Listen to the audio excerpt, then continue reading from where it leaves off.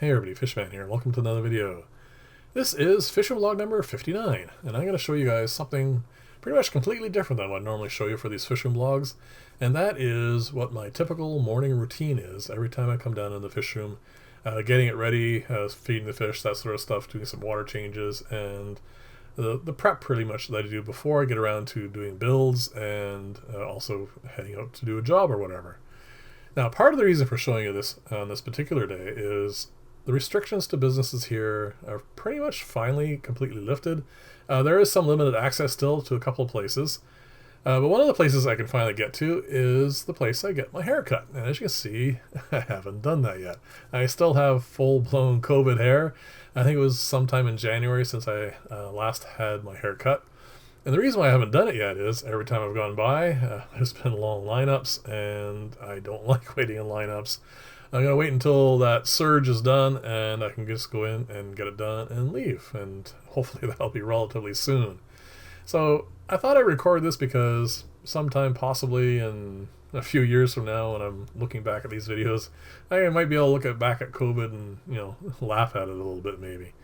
So anyway, what I'm doing here so far is just going around and feeding flake food. Now I had a recent comment, someone asked me what my favorite flake food is for my fish room, and I don't normally like answering those sorts of questions because I pretty much don't do what most people do typically, and unless you can buy or have enough fish food to warrant buying the amounts of food that I go through, it just isn't really much of a point. I have a supplier and they have really good quality products, and I buy about 1 or 2 pound bags of a number of different styles of flake, like brine shrimp flake, spirulina flake, all kinds of different ones. Like there's about 5 that I buy, and what I do is I take a really large bag and I just mix them all together.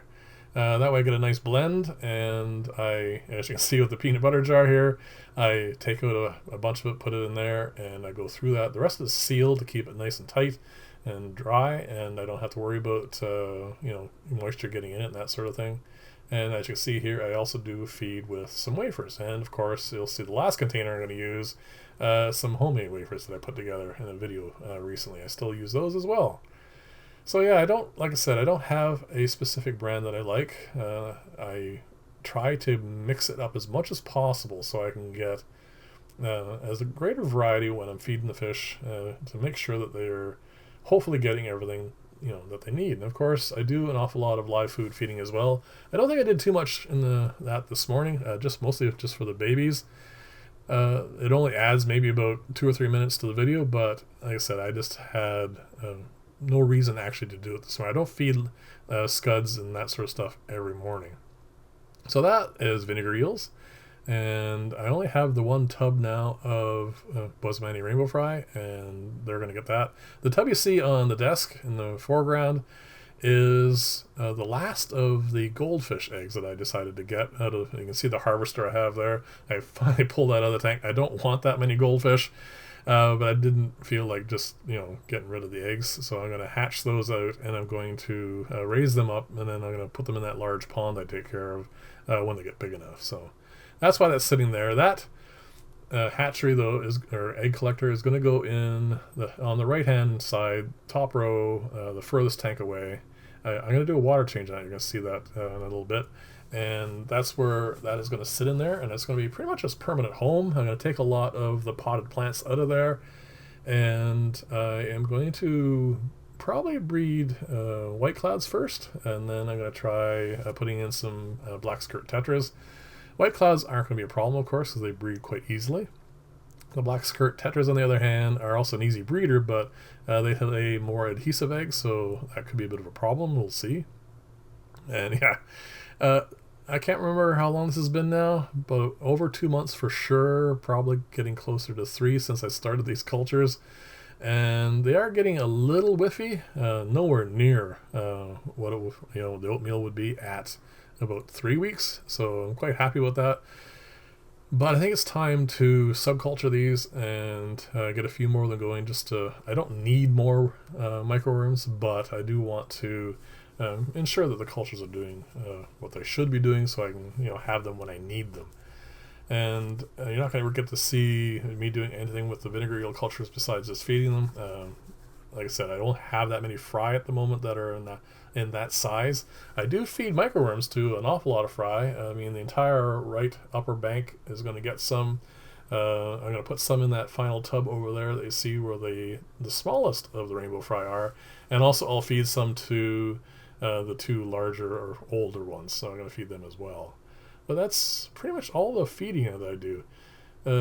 Like I said, sometimes what I'll do is, like, pretty much every other morning, the tank that you see on the lower right, lower left, with a bit of pothos hanging out of it there, that is my main scud culture that I feed from, and I'll feed that to mostly to the bettas, but also to the angels and a few other fish as well, and the rainbows. I mean, a little bit here and there, and I do that every other morning. So I probably should have saved this for another day, but this is pretty much typical anyways. Like I said, some of the things will vary, but for the most part, this is what I do.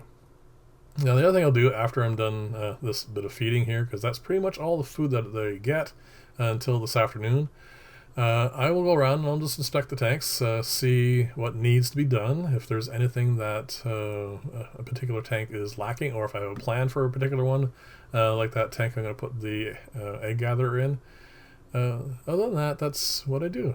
And then, of course, I will also go to the process of figuring out which ones need water changes. I'm going to speed the video up here at this point, by the way.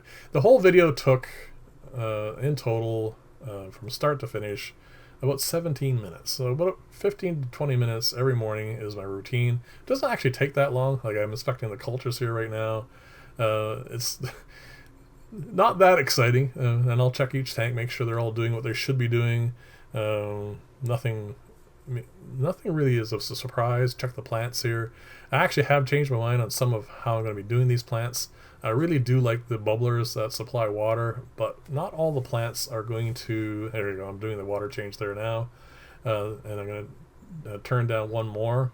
Not all the plants are doing what I want them to do, so I am going to restrict the ones that I'm going to start growing. So I'm going to try just consolidating a little bit. I mean, the peace lilies are doing really well, pothos obviously, and some of the other ones I'm going to keep for sure. And as you can see, I still actually do use a hose every now and then. I could put an elbow on that one, but I wanted to check the tank out while I was doing it, so it was just as simple for me to siphon it off instead of doing it the other way as well.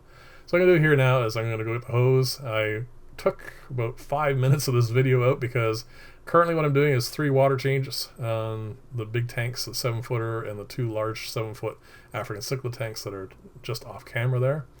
And this is the one I did. This is the Gardner tank I filled up.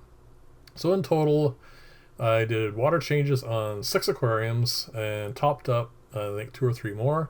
And it took, well, 5 minutes, so it was no big deal. And total, like I said, in total it's like 17 minutes from start to finish.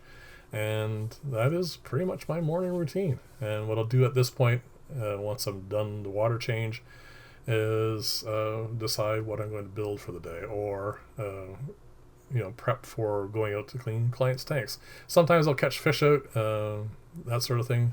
I've done most of that at this point. There's still a couple more tanks that need a few extra things.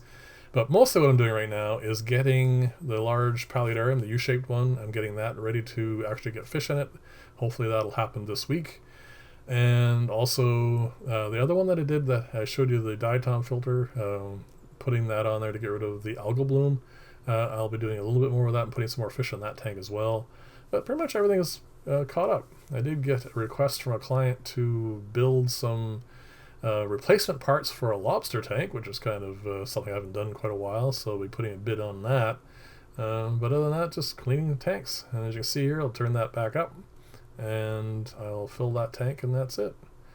So thank you very much. This is what I do. This is my morning, and like I said, it doesn't take very long. I like my maintenance to be simple, get it done, and get on with what I need to do. So if you have any comments about this, definitely leave them below. And Sunday vlogs will probably go back to a little bit more normal there next week. And thank you very much for watching. I will see you next week. And again, I actually can't thank you guys enough for watching. I love all your comments, and it does brighten my day. So thank you again. I'll see you next video, and bye for now.